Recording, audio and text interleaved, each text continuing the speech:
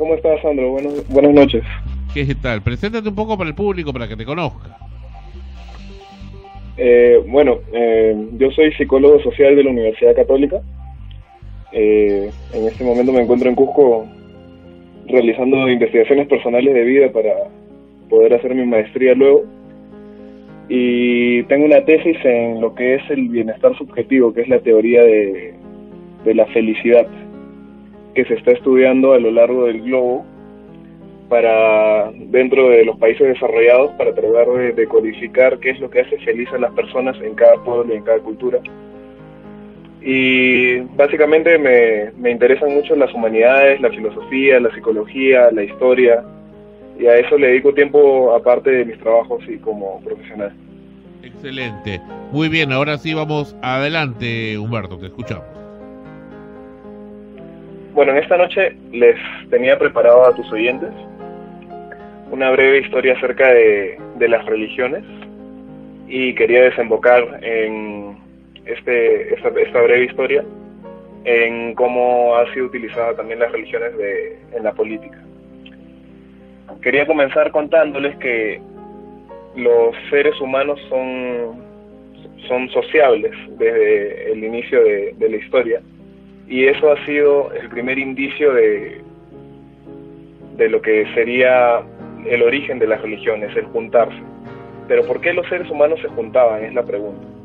Los seres humanos básicamente se juntan por enfrentar las dificultades que presenta la vida en sus inicios, la vida que tenían que enfrentar para sobrevivir. Es entonces como empiezan a juntarse para enfrentar los miedos grandes que tenían, que era lo que ocasionaba la muerte. Y es así como a través del tiempo se han ido juntando los seres humanos para proveerse de comida, de seguridad, de compañía, y cazaban juntos, tejían juntos, y hacían esto juntos más que por un amor propio todavía al prójimo, por el hecho de la supervivencia. Pero es cuando empiezan a aparecer los lenguajes del mundo, que se dice que se originan en África. Hay investigaciones que confirman de que todo sale del África. Los seres humanos, el Homo sapiens y varias especies de homínidos salen del África, y también de ahí salen los lenguajes. Es cuando empiezan a salir los lenguajes que empieza el ser humano a comunicarse y a discriminar y a desarrollar y al desarrollar el lenguaje empieza a crear también la capacidad de la imaginación. Al desarrollar la capacidad de la imaginación empieza también a fabricar tradiciones, mitos, cuentos, historias, leyendas, advertencias, y una mezcla de todo esto empieza a generar lo que serían las primeras religiones arcaicas. Es entonces que las religiones y de todos los lugares del mundo empiezan a tener ciertos factores en común, y estos factores en común son que te dan una esperanza frente a las dificultades de la vida, te dan una esperanza frente al miedo a la muerte, frente a la pérdida de la autonomía, frente a la soledad, que es algo que enfrentan todos los seres humanos desde el principio del tiempo, y que hasta el día de hoy sigue siendo una de las causas más grandes de consulta de psicoterapia. Y es entonces como las religiones, los dioses, en todas las culturas, empiezan a dar un consuelo, un alivio, una tranquilidad hacia estos miedos, ¿no? Perdón que te interrumpa, Humberto, lo que no significa necesariamente que estos seres sobrenaturales o dioses, como se le llamó en su momento, no existan. Podría que existir en alguna parte del universo, no lo sabemos. Por supuesto, Sandra. En este momento lo que estoy haciendo es una descripción vale. breve de las religiones, pero definitivamente no cuestiono ninguna de ellas. Todas me parecen fantásticas en su forma de expresión, y estoy también de acuerdo en que podrían existir en cualquier otro plano seres de ese tipo. Sobre todo ahora con lo que se dice con lo que se sabe sobre física cuántica y sobre las infinitas probabilidades del universo, pues todo podría ser posible. Bueno. Simplemente estoy haciendo una descripción histórica de cómo empiezan a aparecer estos seres. Bueno, entonces estamos en estas religiones, empiezan a aparecer estos seres que en algunos casos, por ejemplo en los griegos, tienen características más humanas, son seres humanos mega poderosos, como entidades que habitan el espacio, espíritus, energías, que son reflejos de lo que los seres humanos no entendían, que eran las fuerzas todopoderosas de la naturaleza, el renacimiento de la vida, los rayos, las tormentas, el tiempo, y los seres humanos han empezado en muchas culturas y en muchos lugares del mundo, en todos en realidad, a hablar sobre seres sobrenaturales, seres más poderosos, especies de padres o hermanos mayores para algunos, que nos cuidan, nos vigilan, nos protegen, nos dan esperanza. Si es que les rezas y les rindes tributo, te aseguran o te prometen o te dan la esperanza de que va a venir el alimento, que era otro de los miedos gigantescos que teníamos los seres humanos hasta hace unos 200, 300 años, hasta antes de la revolución agrícola. No sabíamos si es que el otro año iba a haber comida. Es una sensación que es reciente, la idea de que puedes ir a comprar comida y que siempre va a haber comida. Pero hasta hace, hasta hace 300 años era dejarlo al destino, dejarlo a los dioses, o al dios en el que creyeras en tu pueblo, pedirle a él o a ellos o a ellas que te proveyera de alimentos, seguridad, tranquilidad, que no hubieran guerras, y eso ¿qué ocasiona? Ocasiona que el ser humano se ha sentido indefenso durante básicamente toda su historia.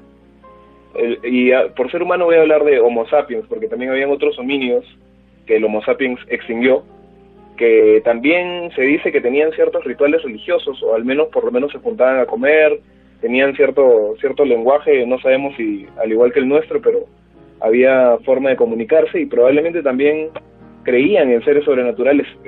Se encuentra en las cuevas en las que hay pinturas rupestres, hombres con alas, hombres mitad caballo, criaturas que no necesariamente son, entre comillas, reales, ¿no?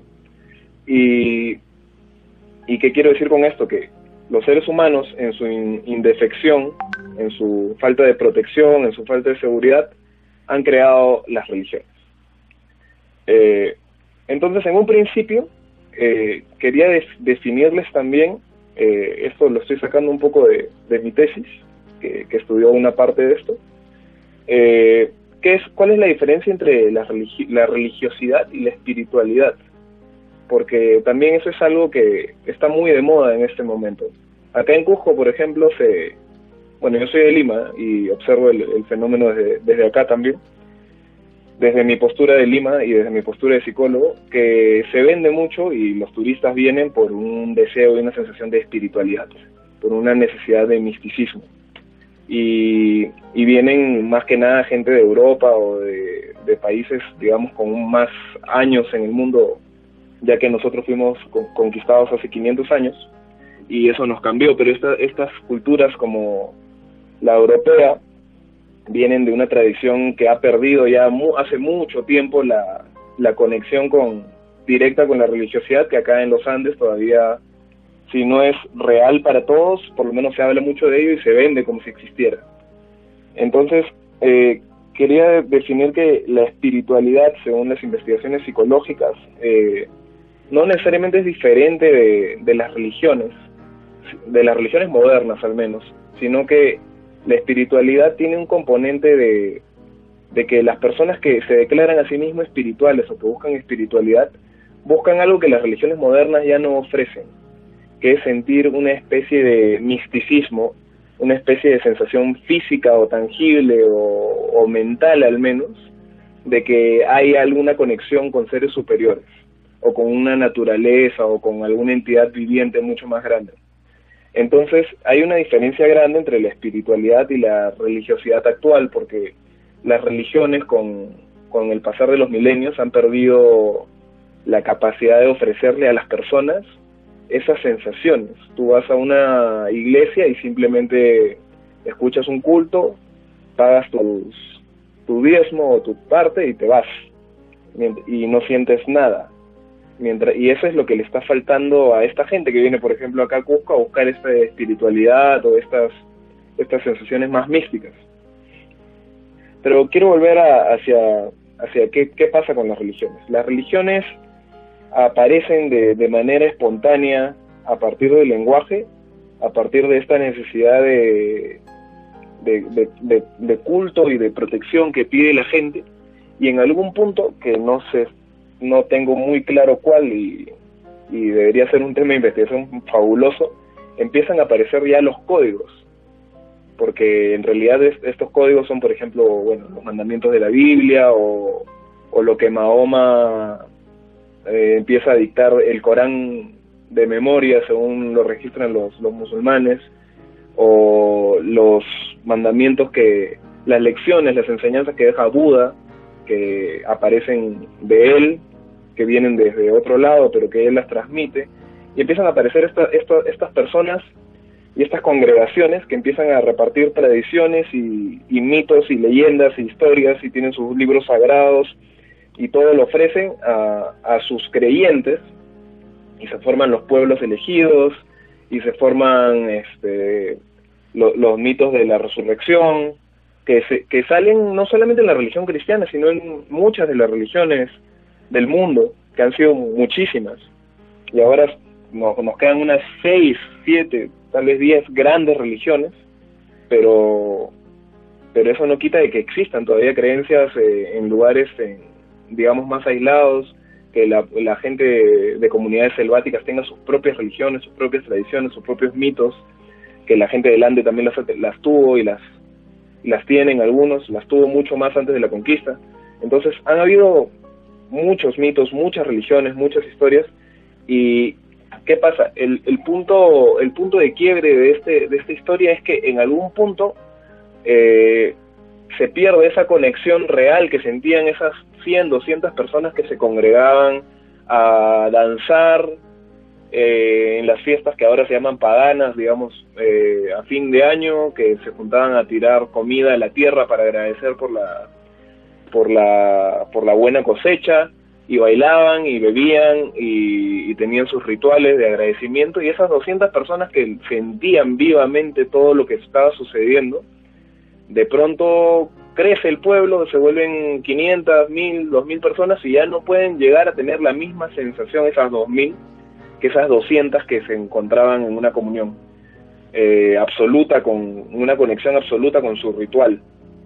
Y entonces pasa un poco más los años, y digamos que en la actualidad tenemos, no sé, pues unos 10 millones de católicos que no tienen la más mínima idea de la sensación de la comunión tradicional que en algún punto de repente hubo con el compartir del vino, digamos, de esa tradición que cuenta Jesús en la última cena, ¿no? El compartir de la comida, la toma del vino y esas cosas. Y como no sé aún cuánto tiempo nos quede, quiero ir empezando a redondear un poco esto, cómo se pierde cómo se va esa distancia, y luego cómo empiezan a tomarse personas ajenas a lo que en algún primer momento se habría sentido, en algún primer momento se había llegado a conectar con estas entidades, con la naturaleza, que lo describen varios psicólogos del siglo pasado. Claro. Sobre todo Carl Jung, por ejemplo. Se pierde esto, y bueno, aparecen estas personas que dicen ser los dueños y los guardianes de las tradiciones, que digamos, vamos a poner que en la época de los romanos, en la época de Jesús, el cristianismo estaba perseguido, y los romanos eran politeístas, tenían muchos dioses, alababan muchos dioses, pero no podían controlar a todos los cristianos que empezaban a aparecer, y se propagaba la religión por todos lados. Entonces voy a hablar básicamente, por tema de tiempo y por no expandirme demasiado, de este caso concreto, del caso en el que los católicos romanos se vuelven católicos romanos y adoptan la religión del cristianismo solamente porque no pueden contener a la cantidad de cristianos que están apareciendo. Entonces ellos mismos fundan la Iglesia Católica Romana, los romanos, y adoptan la figura de Cristo, adoptan la religión judeocristiana, y dicen que ellos son los defensores y los dueños de la gran verdad. Entonces dejan a sus dioses porque no podían controlar a las masas, y crean el Vaticano y al Papa, la figura, como que supuestamente el primero es Pedro, a quien Jesús le lega su iglesia, y utilizan estas figuras para dominar al pueblo. Entonces, ese, digamos que es el ejemplo más grande de cómo un poder político se apropia de una religión, se apropia de los códigos que habían sido tradicionalmente traspasados durante siglos, algunas veces milenios, y decide cobrar un impuesto a la fe, porque en algún lugar de la Biblia debe decir que se debe dar un diezmo, que de repente, porque no lo sé yo, y no sé quién lo sepa, de repente ellos mismos lo añadieron, y tienes un impuesto nuevo a la religión y a la fe. Entonces, ese es un primer momento. Y ahora, por ejemplo, estaba viendo, dado que iba a hablar de este tema, me vino a la cabeza un momento en el que Alan García, por ejemplo, cuando regresa de su aparentemente sufrimiento, según él escribe, en Francia con el dinero de todos los peruanos, viene y pide perdón. Yeah.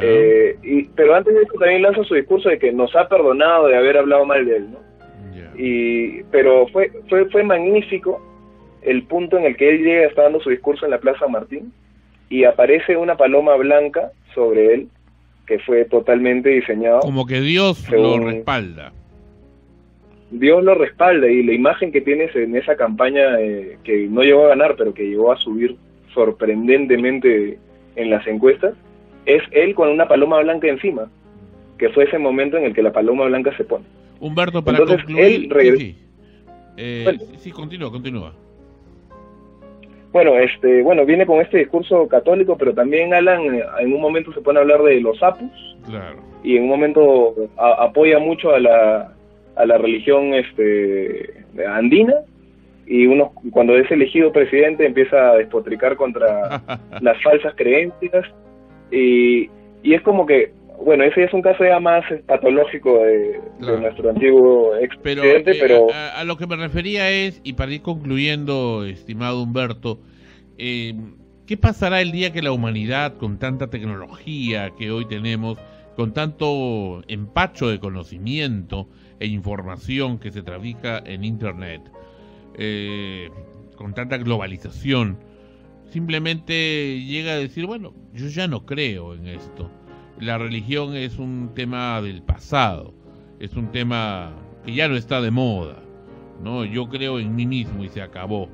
¿Qué es que, ya que estudias el tema de la felicidad, y con esto acabamos, que el ser humano así encuentre finalmente la felicidad, o el ser humano llegue así a una soledad y a una ruina? Mira, la pregunta es muy compleja y muy amplia, y tendría que desmenuzarlo en varias partes, pero para resumirlo, sin ir muy lejos, hace 200 años Friedrich Nietzsche escribe que Dios ha muerto y que el hombre lo ha matado, sí. y eso te dice de que hace 200 años por lo menos un gran grupo de personas ya no tenían fe en absolutamente nada. He conversado con gente acá en Cusco, de Europa, que viene y me dice: pertenezco a una generación que no sé qué hacer porque ya no creemos en nada, ni en nadie. Y eso también transmite infelicidad, porque, bueno, también es mucho más amplio, pero la gente que está ligada verdaderamente a cierto crecimiento espiritual o religioso tiene mayores índices de felicidad según los indicadores de bienestar subjetivo, ¿no? Porque tienen una sensación de que su vida tiene sentido. Y es la falta de sentido lo que hace que aparezcan en un inicio de la religión. Es una cosa que se retroalimenta todo el tiempo. Y una búsqueda de papá, ¿no? De un paternalismo. Tú que sabes que de acá llega una civilización alienígena y hay el efecto Colón, y por ahí digan, mira, como tienen mejor tecnología, tienen la solución a la mayor parte de enfermedades graves, y está bien, para nosotros ellos son nuestros dioses, pues, ¿no? Y los nombras dioses, ¿no? Y se acabó, ¿no? Hasta que venga otra superior, y así sucesivamente. hay memes en Facebook que dicen, como van las cosas, lo mejor que podría pasar es que nos abduzcan extraterrestres. Humberto, ha sido un gusto. Vamos a coordinar contigo para que estés la próxima semana y conversar un poquito más, interactuar. Acá el equipo se ha quedado picón porque quería intervenir, pero realmente se nos fue la hora. Y te invito para la próxima semana, episodio 574, para seguir conversando de estos apasionantes temas. Será maravilloso, estimado Sandro. Y te pregunto dos cosas. Por supuesto, queremos saber dónde te pueden ubicar. Pero dime, ¿ya viste la película Joker? Estoy por ir a verla mañana o pasado antes que me la cambien, porque acá en Cusco solamente la pasan en un horario subtitulada y la voz es magnífica del actor. Ya. Así que voy a ir a verla mañana, probablemente. No te la pierdas, la gente aplaude de pie al final. A mí me parece una de las mejores películas de los últimos años. Realmente es hasta un clásico. Y independientemente si te gusten o no los cómics, eso es un segundo plano. Es una película social, psicológica. Creo que es muy, muy buena y muy actual, muy actual. Podríamos conversar sobre eso la otra semana. Si también, y terminar de lo que estabas hablando ahora, que creo que ha quedado trunco y el equipo acá está pendiente para hacerte muchas preguntas. ¿Dónde te pueden ubicar, querido Humberto? Que guarden sus preguntas y yo encantadísimo de la otra semana, porque más bien las preguntas me hacen llegar a mejores respuestas, más precisas, ¿no? ¿Dónde te pueden ubicar? Puedes dar mi número de teléfono porque... Adelante. Por WhatsApp, ¿no? Mi número es el 951-759-388. Muy bien, Humberto Adriancén ha estado con nosotros aquí en Extremos, en Sol, Frecuencia Primera. Hasta la próxima semana. Muchas gracias. Gracias, Sandro. Hasta luego. Muy bien, nosotros nos vamos rápidamente con lo último del programa.